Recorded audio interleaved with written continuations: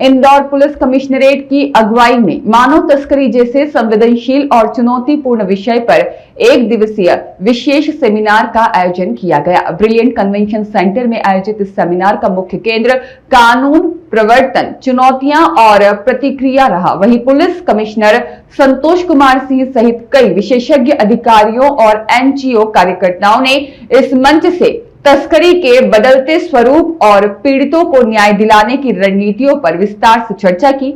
आइए देखते हैं इस खास सेमिनार की एक विस्तृत रिपोर्ट। इंदौर के ब्रिलियंट कन्वेंशन सेंटर में बुधवार का दिन मानव तस्करी के खिलाफ एक साझा जंग की शुरुआत जैसा रहा।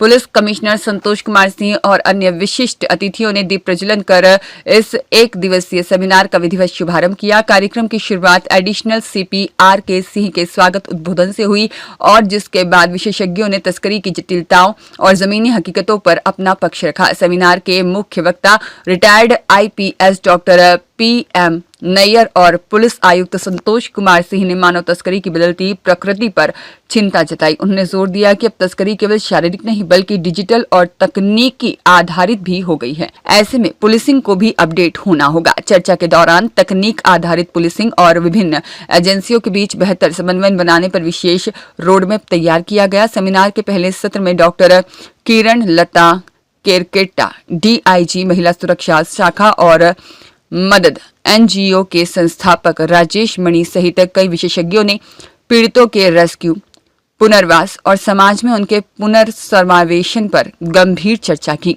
और इस मौके पर डीसीपी राजेश व्यास, आनंद कलादगी, साथ ही में कुमार प्रतीक और एडिशनल डीसीपी राजेश टंडोतिया सहित इंदौर के तमाम बड़े पुलिस अधिकारी मौजूद रहे।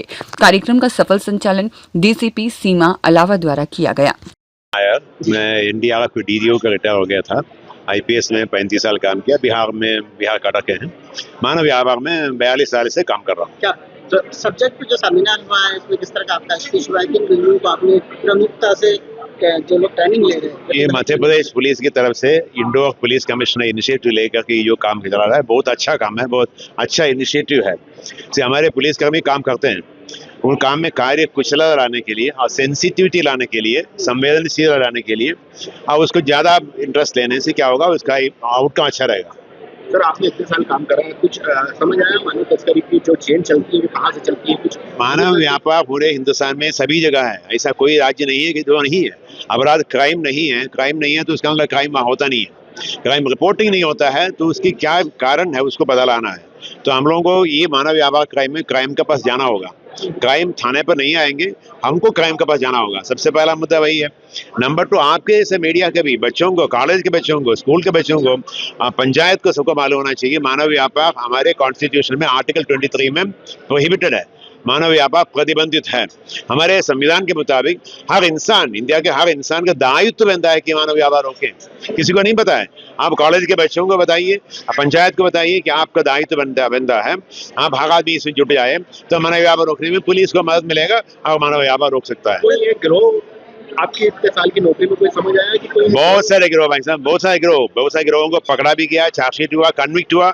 मध्य प्रदेश में एग्जाम्पल अच्छा है, कन्विक्शन भी हुआ, सजा भी हो गया, उनके संपत्ति जब्त हुआ। एक राज्य में 69 करोड़ का संपत्ति जब्त हुआ है। 69 करोड़, 59 करोड़ संपत्ति ट्रैफिक के पास जब्त हुआ है।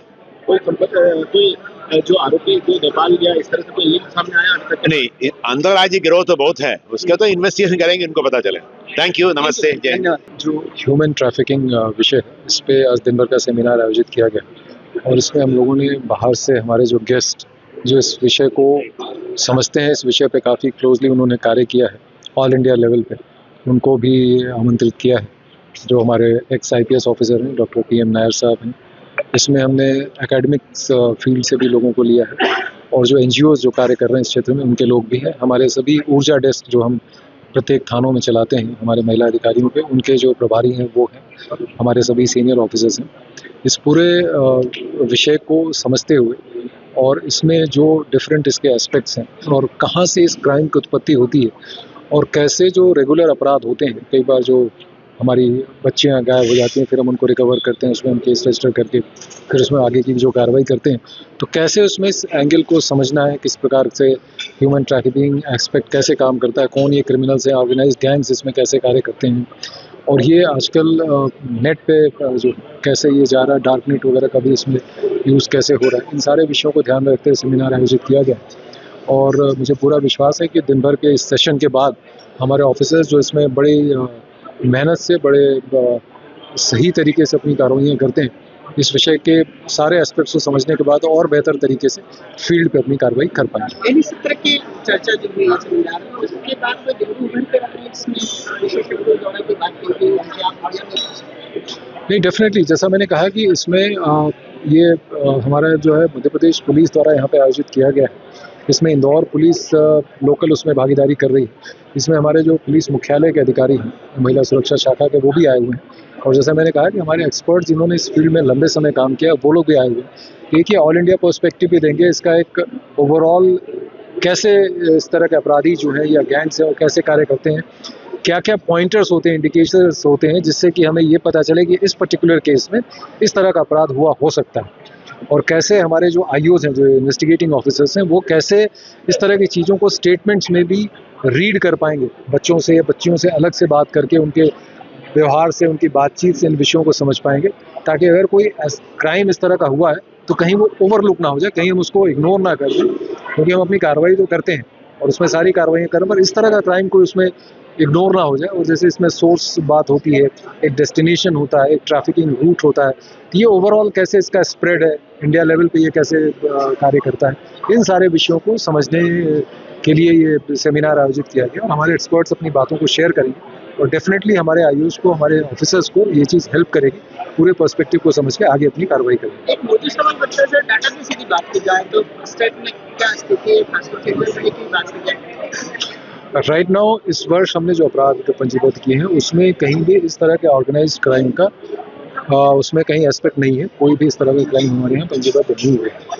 लेकिन जैसा मैंने कहा कि इसके लिए जो आईओज़ हैं, जो हमारे ऑफिसर्स हैं, उनको एक पूरा पर्सपेक्टिव होना, एक तैयार होना, समझना विषय को ज़रूरी है, क्योंकि क्राइम है, कहीं ना कहीं कभी हो तो इस विषय को इग्नोर ना हो जाए, समझने की उसमें कमी ना रह जाए, और इन्वेस्टिगेशन कैसे करना है, किन किन की पॉइंटर्स और एस्पेक्ट्स को देखना है, उस विषय में इसमें चर्चा की जाए।